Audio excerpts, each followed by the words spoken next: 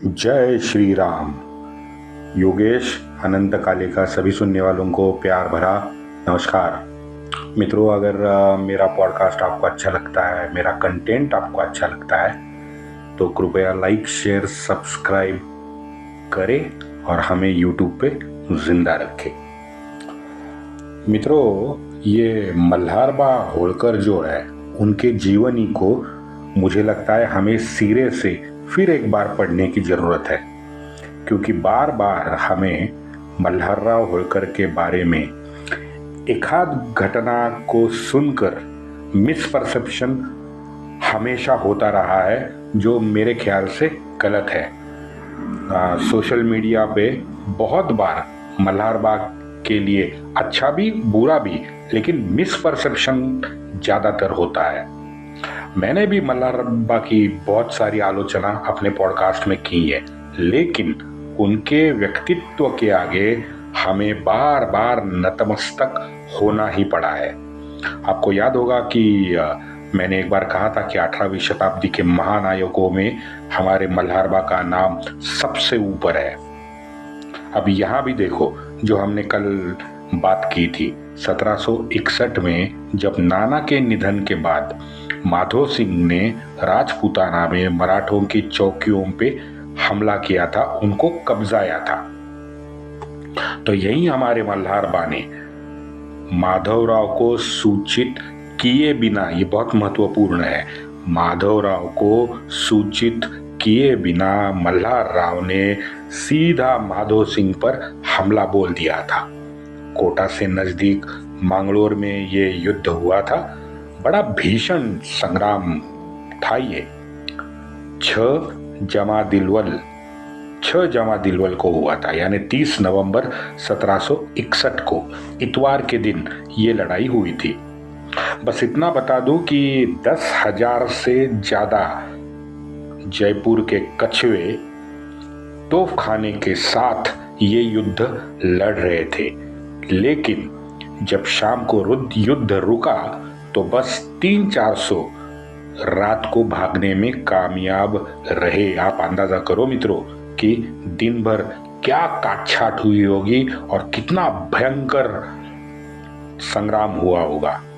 30 नवंबर के दिन भर एक ही जगह पे ये बहुत सारी मनुष्य हानि हमें 1761 को देखनी पड़ी। इस लड़ाई में हमारे ये जो वयोवृद्ध योद्धा थे ना, वो भी चोटिल हुए हैं। मतलब साफ है कि पूरे दिन ये वयोवृद्ध हमारा पराक्रमी युद्ध भूमि में लड़ रहा था। वैसे आप उठा के अगर मल्हारबा की हिस्ट्री को देखें तो 10-12 साल राजपूतों को अतिरिक्त सम्मान देने वाले मल्हारबा थे, सुलह करने वाले मल्हारबा थे, युद्ध को हमेशा टालने वाले मल्हारबा ही थे। लेकिन वही मल्हारबा 1761 में सीधा माधो सिंह से भिड़ गए। इस हार के बाद मित्रों, आगे राजपूतों ने जैसे अपनी मराठों के विरुद्ध अपनी तलवार म्यान कर दी थी। 1768 के एक साल में पूर्व माधवराव ने उत्तर की ओर लक्ष्य केंद्रित करना फिर से शुरू किया। वैसे तो 63 में भी किया था, 68 में भी किया था, प्रयत्न तो माधवराव लगातार कर रहा था, लेकिन दादा ने अपने षड्यंत्र से बीच में बखेड़ा कर दिया था। वो मैंने आपको बताया है। 12 अगस्त 1762, 12 अगस्त का झांसी वाले अपने बाबूराव कोन्हेर को लिखा माधवराव का एक पत्र है। माधवराव ने कोन्हेर को लिखा कि शूजा आज आपके साथ है, ये उत्तम हुआ। वो रोहिलों ने कब्जाई हुई सरकारी चौकियां जो हमारी है, वो पुनः कब्जा लेने का प्रबंध आप करें। तो इससे जाहिर तो ये होता है कि माधवराव की चौकस नजर तो सभी पूरे भारतवर्ष पे थी। ये तो हमें इस पत्र से पता चलता है। इसके बाद मित्रों वो राक्षस भुवन वाला प्रसंग आता है, हमने वो सब देखा है। आगे बढ़ते हैं। उसके बाद फिर दादा का बखेड़ा, गृह कलह का पूरा गृह कलह में समय गंवा दिया पेशवाओं ने। तो इसी वजह से उत्तर की ओर ध्यान देने का माधवराव को समय नहीं मिल पाया। होलकर शिंदे पानीपत के बाद में पंगुई हो गए थे, बहुत उसकी शक्तिहीन हो गए थे, क्योंकि नए अभियान के लिए दोनों के पास ना पैसा था ना इच्छा शक्ति भी कमजोर हुई थी, यह हमें मानना पड़ेगा। आगे दिल्ली में वजीर गाजीउद्दीन था, इमादुल मुल्क, उसने आलमगीर बादशाह से पंगा लिया हुआ था। रघुनाथ राव की मदद लेके मुगलों के खानदान से वजीर गाजीउद्दीन ने सीधा पंगा ले लिया। 1758 में हम देखते हैं कि 20 साल का शहजादा अली गौहर के साथ ये अपना वजीर शहाब गाजीउद्दीन युद्ध भी करता है। मित्रों, यही कारण है कि अली गौहर यानी हमारा आगे शाह आलम जो हुआ वो दिल्ली से स्वयं भाग जाता है और शुजा के आश्रय में चला जाता है। 2 जनवरी 1759, 2 जनवरी को शातिर शुजा ने ये हमारे मुगल बादशाह ठरकी शाह आलम इसको बड़े सम्मानित तरीके से अपने यहाँ पे जगह दे दी, क्योंकि शुजा को भी तो वजीर बनना था, उसकी भी तो आंतरिक इच्छा थी कि मुगल सल्तनत में वजीरी मुझे मिल जाए और गाजीउद्दीन को निकाल के बाहर फेंक रहा। ये भी हम देखते हैं आगे।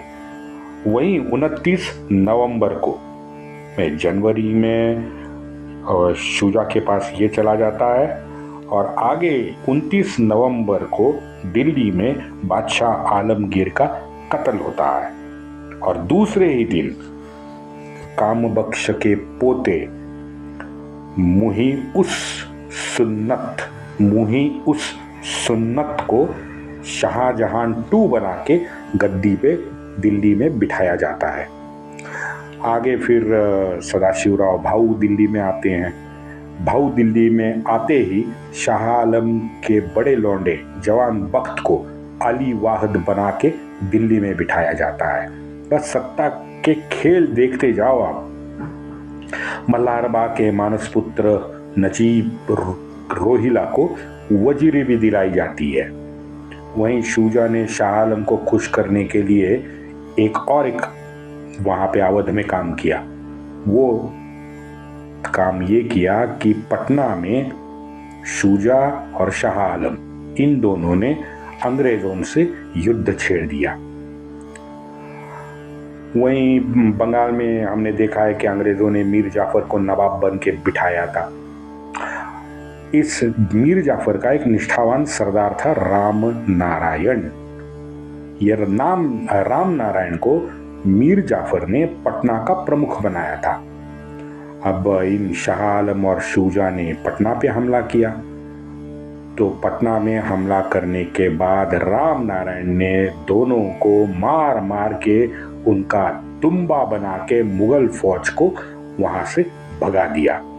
शोण नदी के किनारे शुजा को खबर मिली थी कि 29 नवंबर 1759 को आलमगीर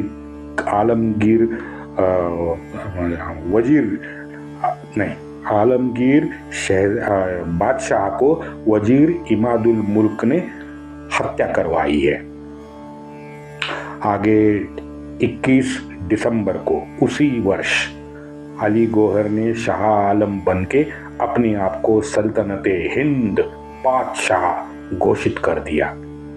बैठा है प्रयागराज में मित्रों, हाँ, लेकिन वहां निर्वासित बन के अपने आप को, ये तो अकबर जैसा ही हो गया। अकबर नहीं है, अमरकोट से बैराम खान के साथ, याद है आपको, पहला पानीपत युद्ध। आगे बढ़ते हैं। उसने अपने आप को सल्तनत हिंद बनवाया और शाह आलम ने शुजा को आखिरकार वजीरी बहाल की। लेकिन इन दोनों ना इन दोनों के पास ना सल्तनत थी ना पैसा था। शाह आलम के पास तो अपनी मुगल की ढंग की एक फौज भी नहीं थी। और पटना में रामनारायण के साथ कैलियो था, नॉक्स था। ये इन जैसे गोरे युद्धवीर रामनारायण के साथ थे, अपनी कवायद फौजों के साथ। आगे 1760 के 2-4 महीने मित्रों, शाह आलम पटना जीतने के लिए बड़ा जोर उसने लगाया है, बड़ा जोर लगाया। 2-4 महीने प्रयत्न कर रहा था, लेकिन निष्फल उसे तो होना ही था, क्योंकि उसके पास कोई संसाधन नहीं थे, युद्ध साहित्य नहीं था, कुछ नहीं था। बस एक रुबाब था और अहंकार था सल्तनत हिंद वाला। वही अगस्त 1760 में पटना के तरफ मुंह करके शाह आलम निराश मन से यमुना तक लौट आया।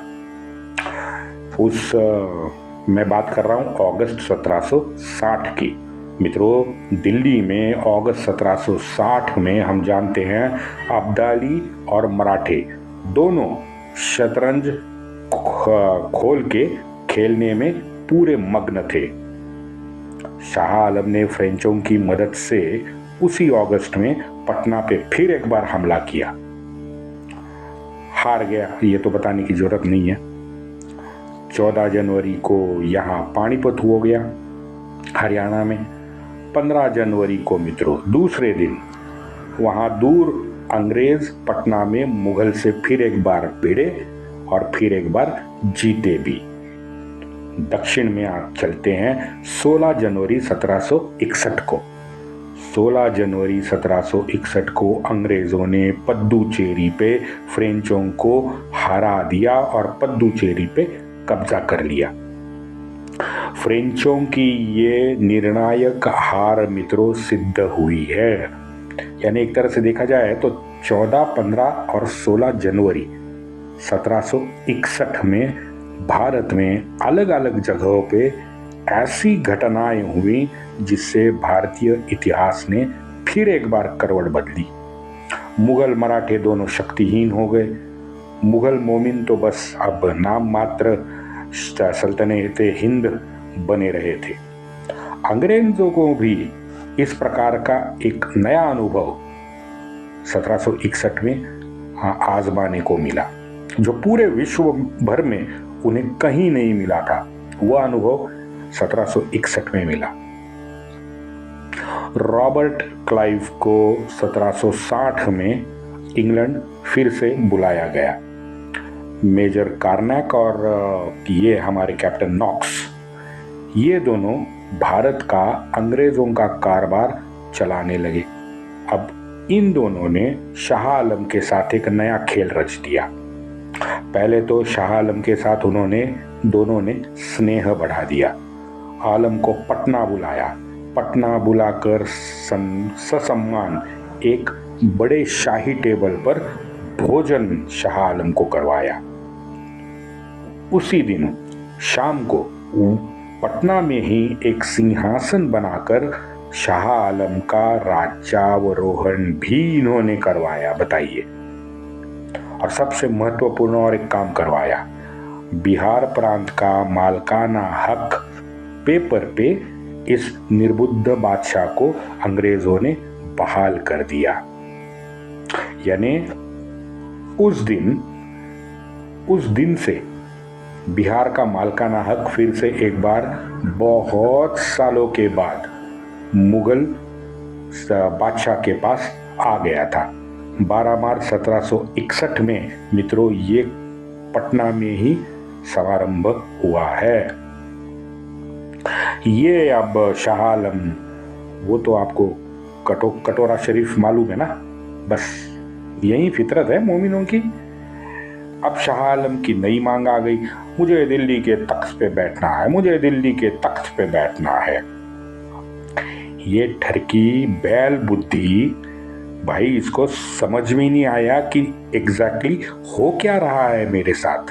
हा? इस समय काल में मित्रों वो भी हमने देखा है कि मुर्शिदाबाद में मीर जाफर को निकाल बाहर करके अंग्रेजों ने मीर कासिम को फिर एक बार गद्दी पे बिठा दिया। मोहर अभी भी मुगल दरबार की ही थी, तो अगर मीर जाफर को निकाला है तो निकालने वाले पत्र पर मोहर जो थी ये मुगल दरबार की ही लगी हुई थी, क्योंकि पंजाब आज भी बंगाल उनका सूबा था, ये हमें भूलना नहीं चाहिए।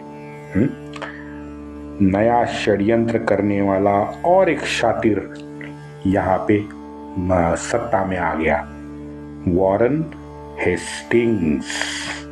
पटना के अंग्रेजों के ऑफिस में ये प्रमुख बन के वहाँ पे बैठा हुआ था, वॉरेन हेस्टिंग्स गवर्नर बनने से पहले। उसने फिर पूरे भारत की जिम्मेदारी संभाल दी। वहाँ दिल्ली में क्या हो रहा था? दिल्ली में अब्दाली ने स्वदेश जाते जाते फिर एक बार इस ठरकी निर्बुद्ध शाह आलम को बादशाह घोषित कर दिया। उसको बादशाह घोषित कर दिया और भारतीय राजनीति में गंध डाल के अब्दाली अपने स्वदेश निकल गया। वंदे मातरम।